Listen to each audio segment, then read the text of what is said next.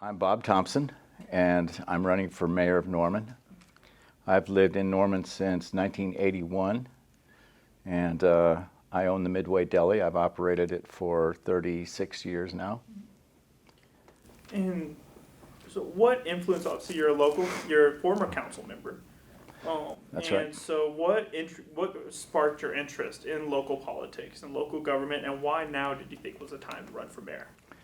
I started getting interested in local government. I started seeing my own self-interest in it back when my older children were in school, and the school board was talking about changing the districts, and it was going to affect which school they went to. And we wanted them to go to McKinley, where they'd started school and where all their friends were going, and the school board looked like they were going to reroute us to a different school. So we got involved. I got involved at that point, and we were successful. That helps. That helps make people want to continue to be involved. And then in 2005, there was just a ward seat that was open. Ward 1 was open. The sitting council member wasn't going to run for re-election, and I'm a student of, I've an avocation of studying American history, early American history, so it struck me as a kind of a nice opportunity to see how I would do as a representative, based on stuff I'd read and what I thought the Founding Fathers had in mind, although on a little lower level. Yeah. So that was really where I started getting involved in the local politics.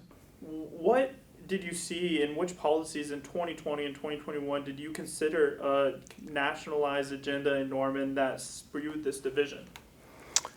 Well, I don't think that that's what actually spurred the division. It probably exacerbated it. It probably is what brought it to a point where people are generally tired of it. Mm-hmm. I think that really started to happen 10 or 12 years ago, where different council people from different parties started doing things that sort of gave a nod to which party they were involved with, and mm-hmm. You kind of knew who was in power and who was out of power. We would have somebody on the left would make a policy that inflamed somebody on the right, and then you'd have some council members from the right get elected, and they'd be sure to do something for their side. I think that started 10 or 12 years ago. Yeah.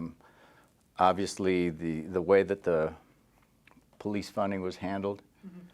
was the same sort of inflammatory. Mm-hmm. What spoke to some people inflamed other people. Yeah. And the fact that it didn't come out of a well thought out process, mm-hmm. I think, is what I saw as being the most critical aspect of that. Yeah. Any given policy by council is the council's prerogative.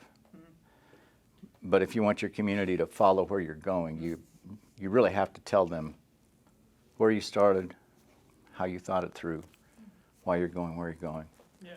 And if you expect people to really come along where you're trying to lead, I think you have to be really open about all of those things. What are some issues you're hearing on the campaign trail that you're hearing from voters again and again that has impacted you the most, and something that you really want to focus on if you become mayor? Well, I think that one of the things that I like to focus on the most is finding a way to address the issues that have traditionally divided us.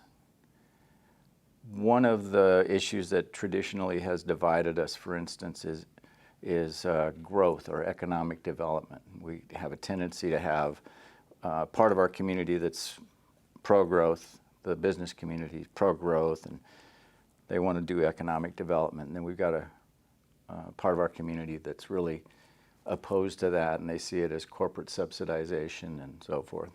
And what I hope to be able to do is help people, first of all, understand that that's an argument we've had long enough that we should recognize that it's not really productive. Mm-hmm. This group has their premise and their data to support it. This group has their premise, their data to support it, and obviously neither one of them is going to give on their core argument. That ought to be an indication to us that the argument itself doesn't have value. What has value is for us to recognize the convergence of our interests in that topic. So if we're going to say that obviously the community's economic viability has to remain strong, we have to produce sales tax in order for the city to remain current, viable, relevant. If we're going to use public dollars to that end, then we should also construct policy to make sure that the outcomes we get from economic development have tangible and measurable impacts on the community that maybe otherwise wouldn't happen. So when we develop or when we work on an economic development project in the planning stage, instead of just planning the economic project, maybe we plan the economic project and commit to some benefits, some direct benefits to the localized community around that project. I want to circle back just a little bit here. So in a recent video that you posted, the shooting from the hip, that's caused a little bit of controversy on kind of the left of Norman for your statement saying that the Norman's decision to reallocate $865,000 was pandering to one political party national agenda at the time. Could you elaborate on those statements, and do you stand by them? Well, I'll stand by my statement. I may not quote you correctly, but yeah, I'll take issue with your interpretation, but and I realized that there were people that took it differently than I had intended it to be taken. My criticism about shooting from the hip had to do with the city council itself. That the city council made a very important policy decision without the aforementioned process that I think is so important. Whatever the policy is, it needs to be something that the public, if the public wants to know how you came about, there should be a clear path that you took, to come about instituting any given policy. I think that was missing. I think that the policy itself is a matter of the city council's prerogative. And if the city council studied, I would have suggested that they take that to the oversight committee. The demands from the Black Lives Matter protesters, that's what protesters do. They issued a series of demands or a list of demands. I don't think that was unreasonable.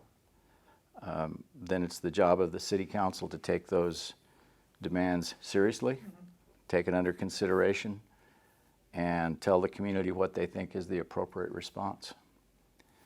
So shooting from the hip referred to the absence of all of that consideration, not really to the policy itself and certainly not to the protesters. Definitely. And so kind of on that same, you've come out in support of public safety.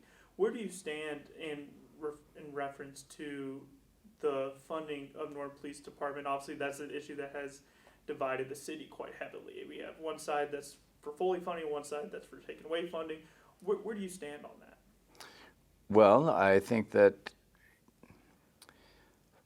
from what I understand, the chief of police would like to have another 12 to 15 officers, I think at a minimum. I think that by the time I get there, actually, that decision will have already been largely made. I won't be involved in this next budget. Yeah. So by that time, I expect that at least in relationship to what the chief wants today, that decision will probably have already been made, and I expect that he will find himself fully funded. I don't object to that at all. Yeah. I think that what we tried to do when I was on city council was we added, I think, 16 positions. We also asked the public at large to increase their taxes to pay for those positions and other things, other public safety things. The key there is that you have to provide the funding to do what you want anybody to do, any department. So whether it's the police department or the fire department or Parks and Recreation, whatever it is that we ask them to accomplish as a council, we need to make sure that we provide them with the resources, the funding, the manpower, whatever, to accomplish those things. So the balance obviously is up to the council. Everybody's department wants to have all the resources they can get. Yep. And it's up to the city council to decide whether to take funding from one place and add it to another, or whether to go to the public and ask for more funding because we want to do more things. Definitely. So I'm for full funding, and I'm also for the city council being the final arbiter of what's acceptable funding. The critics and some of your opponents have pulled some quotes from you in a 2019 OU Daily story where you talked about Eugene V. Debs and what they did for socialism and their behind the ethics of socialism. What's your response to critics and opponents who say you're a socialist? Well, I say that they probably have a really limited understanding of what socialism actually is, as opposed to some of the values that the early socialist movement really was really a proponent of. The efforts of Debs that I mention is most often are that he wanted to do away with child labor. He wanted equality for blacks. He wanted women to have the vote. He wanted the 72-hour work week to be reduced to 40 hours. The point is that things that seem extreme on one hand actually turn out to be quite normalized later on. And actually all of those things helped produce a stronger, ironically, a stronger capitalist economy. They've helped us produce a better society, not a worse one. And so we have to be open to understanding ideas regardless of where they come from, regardless of their source. Some ideas are good ideas, even if they're not necessarily where you'd expect to find them. Definitely. And then to kind of finish things off, one last question. What are 3 issues or topics or problems that you see in Norman? Well, I'd like to tackle stormwater. Stormwater's been an issue since I was first on council, and we've had a hard time getting it really launched.